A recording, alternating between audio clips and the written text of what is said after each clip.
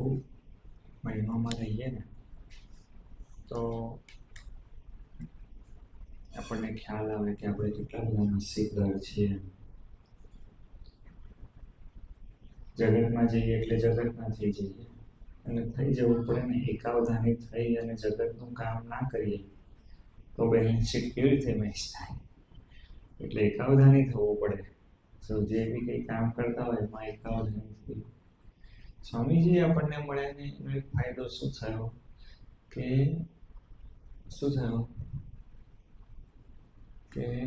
ક્રિયા માત્ર ભક્તિરૂપ થઈ.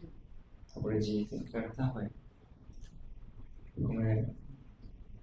મને આત્મીય મહોત્સવ એટલે આત્મીય મહોત્સવના આગળ એટલે જે 1993ની અંદર યુવા મહોત્સવ સ્વામીજી કરેલો, 94ની અંદર આત્મીય મહોત્સવ થયો અને એની અંદર અમારે બધી સેવા હતી, આગળ બધી સેવા હતી. એટલે બધા હરિભક્તો સારું ટોયલેટ બાથરૂમના જે ટેમ્પરરી બનાવવાના ને બધા ત્યાં, એટલે શિયાળાનો સમય અને એ વખતે ઉંમરે નાની, લક્ષિત કરતાં પણ નાનું હોઈશું તો જવાનું. એટલે ગ્રુપ બનાવીને આપે આપણને, એ ગ્રુપમાં આપણે સેવા કરવા. એટલે દરેક ગ્રુપમાં એક બે ચાર એકદમ નિષ્ઠાવાળા ભક્તિવાળા હોય એમ, અને આપણો વિકાસ કરવા સારું 2 જણ પ્રમુખ કરેવા મૂકે કે જે સલાહ આપે કે ત્રિકમ આમ મારજે, આમ કરજે, આમ થશે, આમ એ હોય દરેક જગ્યાએ. હું તમને ખરેખર કહું છું, સ્વામીજીનો મોટામાં મોટો ગુણ એટલે યોગીજી મહારાજનું સેવન કર્યું એ તો બરોબર, પણ યોગીજી મહારાજ અંતર ધ્યાન થયા ને પછી સ્વામીજીએ યોગીજી મહારાજને નિરંતર હરિભક્તોમાં જોયા, અખંડ. બહુ હું તમને એવું કહું છું કે ભગવાન મૂર્તિમાં હોય, સંતમાં હોય, શાસ્ત્રમાં હોય, સ્વામીજીનો સિદ્ધાંત શું તો કે ભગવાન તારા જોડેવાળા ભગતમાં છે. એ સ્વામીજીનો સિદ્ધાંત બહુ એકદમ આપણને તો બહુ ટફ પડે. મૂર્તિવાળા ભગવાન તો આપણને બહુ જ સહેલા, એકદમ સહેલા. ચંદનના વાઘા ચર્ચીએ, આ કરીએ, તે કરીએ, લાખ રૂપિયાનો વાઘો બનાવી દઈએ, એકદમ સહેલા. આપણે રાજી થઈએ કે આપણે બહુ સેવા કરી. આ પરમ સ્વામી પ્રસન્ન સ્વામી જેવું હોય તો અઘરું પડે કે પાણી નથી ધરાયું, આજે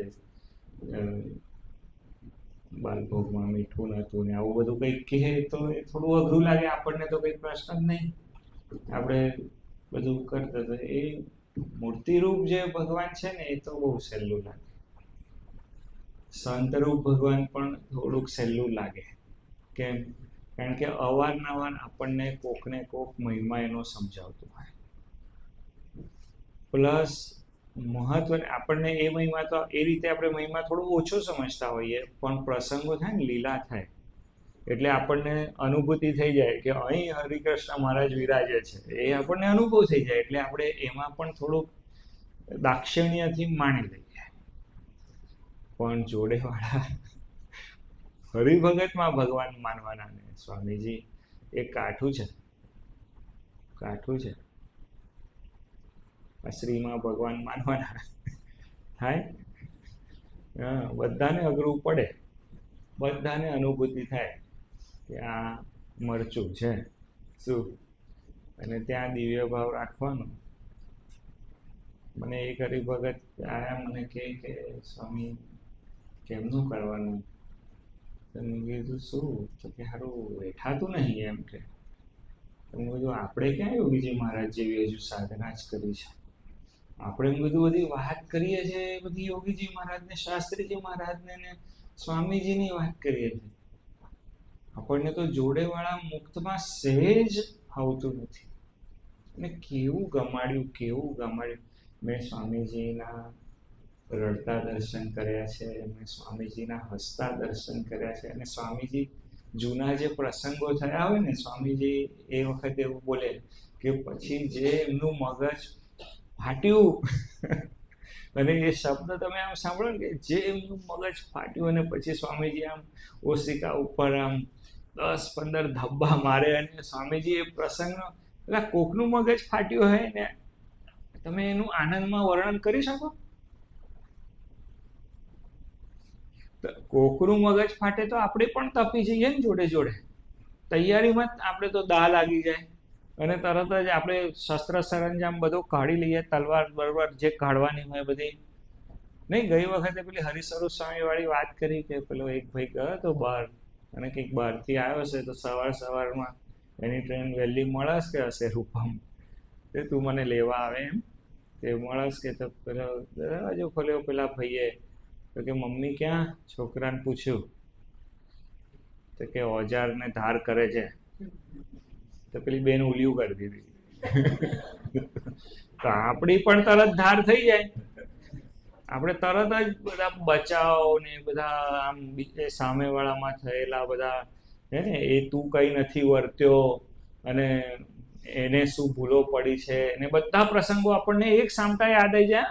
હા, આમ ભલે બીટવેલ ઓછું થઈ ગયું હોય પણ આમ બધું આમ એમ 60% બધું ખબર નહીં. અને એ ભગવાને છે ને એ સામર્થ્ય આપેલું છે કે નહીં. આમ કર્ણને પરશુરામજીએ કેવો શ્રાપ આપ્યો એમ કે બોલે તું ટાણે છે ને વિદ્યા ભૂલી જઈશ. સ્વામીજી આપણને આપ્યો નહીં, આપણા પર બસ એટલી કરુણા કરવાની બાકી રાખી. એ તો આપણને તો આમ દરેક પ્રસંગે આપણને કંઈક થાય ને એટલે આપણને યાદ આવી જાય કે દિવ્યેશ આવો અને પ્રસન્ન આવા અને આવો ને પરેશભાઈ આવા. પછી જાય મસ્તી કઈ બાજુ ખબર નહીં. અને જેટલું સ્વામીજી તમે ઉકેડો જુઓ ને એટલો ત્રાસ. તમે સારામાં સારા મંદિર જુઓ, તાજમહેલ જુઓ, જે સારું, જે લોકો વિદેશમાં જતા હોય એમને કેમ સારું કેમ લાગે? કચરો નહીં જોવાનો ને. તમે અમુક સોસાયટીમાં જાઓ તો એની જે ચોખ્ખાઈ ને એ આમ જોઈએ એટલે આપણને સારું, આપણે ઇમ્પ્રેસ થઈએ. આપણને જેટલું આપણે દ્રષ્ટિ બદલીશું ને જેટલું આપણને નહીં તો પેલું તો જો જગતનો વ્યવહાર છે ને, કોઈ આપણને મૂર્ખા બનાવી જાય, કોઈ આપણને બોલી જાય, કોઈક આપણને ટોકે કે ઘણી બધી વખતે ઘણા લોકો ટોકે ને તો આપણને 10-15 મિનિટ પછી ખબર પડે કે ભાઈ આ 6 વાગી. પછી એક વખત થાય, 2 વખત થાય, પછી તો આપણે ઢાલ તૈયાર જ રાખીએ, ખબર છે. પછી કે આ ભાઈ પાસે જઈએ ને એટલે એના એક વાત ઉપર બરોબર આપણે એટલું બધું શાસ્ત્ર અનુસંધાન રાખીને આમ નહીં, સ્વામીજીની કથા સાંભળતો હોય તો આમ એક શબ્દ ચૂકી ન જવાય એવું ધ્યાન રાખવું પડે ને. એવું પેલાની વાત સાંભળતી વખતે બરોબર ધ્યાન રાખે કે કોઈ જગ્યાએ 6-4 મારતો નથી ને. આ વખત તો 6-4 મારે ને તો પેલું કયું હવામાં બોલ પકડી લેવાય, ફૂલટોસ. હા, તો કે એવું કેચ જ પકડી લઉં એમ. તો ત્યાં જ અને એને પણ વળતો જવાબ આપ. જગતની રીત છે જો, અને ન રહીએ તો એવું થઈ જાય. પણ સ્વામીજી આજે એક બહુ સુંદર વાત મેં સાંભળી, ખૂબ સુંદર વાત. અને મેં સ્વામીજીને, હું તમને એવું પૂછ્યું, સ્વામીજી જેવી સ્થિતિ બનાવે હું તમને, આપણને બધું બહુ દેખાય. ઐશ્વર્યની આજે પ્રસન્ન સ્વામી કે કોઈક બોલ્યું ને કે ઐશ્વર્યની વાતો સાંભળવી એ તો બધી, એમાંથી ફાયદો શું થાય તો આપણને મહિમા થાય ને આપણે બહુ ટકી જઈએ. પણ ઓળખવા છે ને એ અલગ વસ્તુ છે. સમર્થકી ઝરણા થાય એ વસ્તુ ખબર પડ્યું ને સ્વામીજી, એ બહુ અલગ વસ્તુ છે. એનું દાસત્વ આમ આટલા બધા, એટલે નામ ન દેવાય ને. હમણાં પ્રસન્ન સ્વામી એવું લાગે કે કહેવાય નહીં સભામાં. તો કહેવાય નહીં એનો અર્થ શું કે કદાચ એ સભામાં બેઠા હોય કાં તો પછી પાછળથી સભા સાંભળશે અને એને ખોટું લાગશે કે એવું થાય ને, એનો અર્થ એવો થાય. તો એવા હરિભક્તોએ સ્વામીજીને કશું સમજ્યા નહીં હોય, ગણકાર્યા નહીં હોય, નહીં કહેવાનું કહ્યું હશે. હવે એને બોલો સ્વામીજી અપમાન જ ગણતા નથી.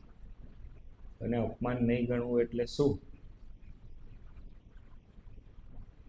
આપણે ગુરુ હરિ કહીએ છીએ. હા, ગુરુ હરિ કહીએ છીએ. મૂર્ખો હોય એને અપમાન ન લાગે. જ્ઞાનીને તો સહેજ કંઈક કહો ને. આમ ભગવાન શંકરાચાર્યને પેલા એને એવું કહ્યું કે તું કોને ખસવાનું કહે છે, દેહને કે આત્માને? કોણ? ચાંડાળે એવું કહ્યું કે તું દેહને ખસો. શંકરાચાર્ય ભગવાન જતા હતા આમ કંઈક ખસ એટલું બોલ્યા ને સામે એ જે એ છે એને એવું કહ્યું કે તું કોને ખસવાનું કહે છે, દેહને ખસવાનું કહે છે કે આત્માને ખસવાનું કહે છે? અને ભગવાન શંકરાચાર્યને જે અંદર એ છે ને પ્રદીપ્ત જે ચેતના છે ને એને તો કેવું થાય. અને એવું સ્વરૂપ હોય અને એને તમે સહેજ કંઈક અપમાનનું કહો કે કંઈક આમ સ્વામીજી સૂચન કરો ને એ તો કેવું જાય, રોકેટની જેવું અંદર વાગે. હા, એવું થઈ જાય કે હા.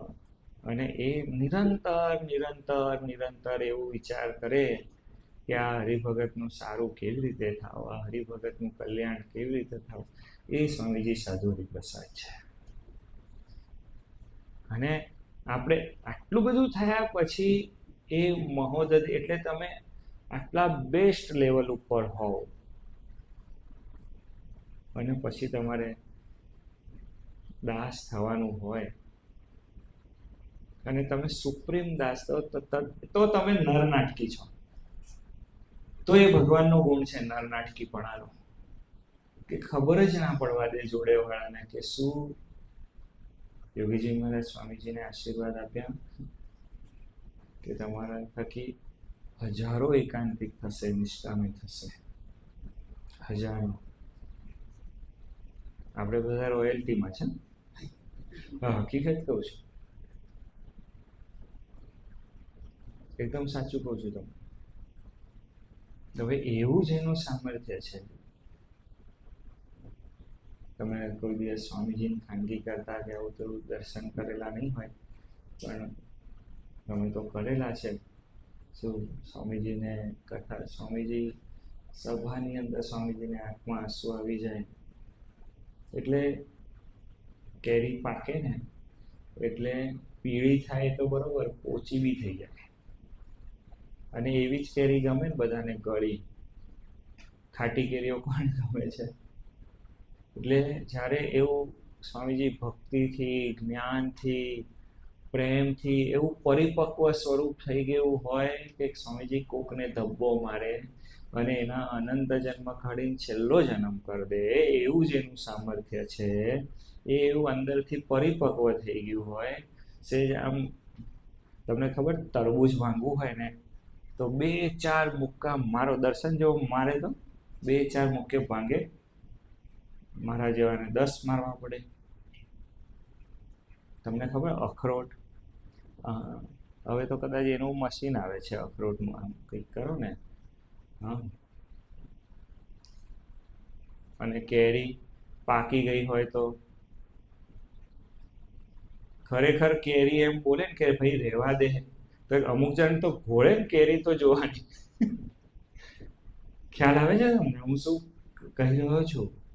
એવું જેનું સ્વામીજી સામર્થ્ય, જેનું એવું પ્રેમ, જેનું એવું જ્ઞાન, જેને અસ્તિત્વ ઓગાળી નાખ્યું છે, જેને આમ બ્રહ્મ સ્વરૂપ એ તત્વ, અને એ સહજ વાતોમાં તમારું સહજ. બાકી તો સ્વામીજી, હમણાં હું એક આર્ટિસ્ટ પાસે બેઠો હતો,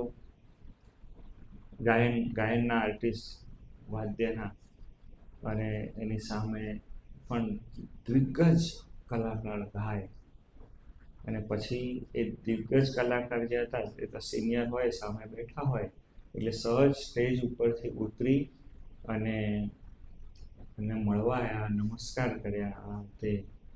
એટલે સહજ કે સ્વામીજી, પેલા ભાઈએ સિનિયરને કહ્યું કે કંઈક મારી ગાવામાં ભૂલ થઈ હોય ને તો મને માફ કરજો. પેલા પણ ખૂબ સિન્સિયર અને ખૂબ પણ ધીરે રહીને કહું કે આનું આમ નહીં, આનું આમ હોય, આમ કર્યું હોય તો સારું. એવી રીતે સૂચન કર્યું. હું એમનો પણ અભાવ નહીં લઈ રહ્યો, હું કર્યું.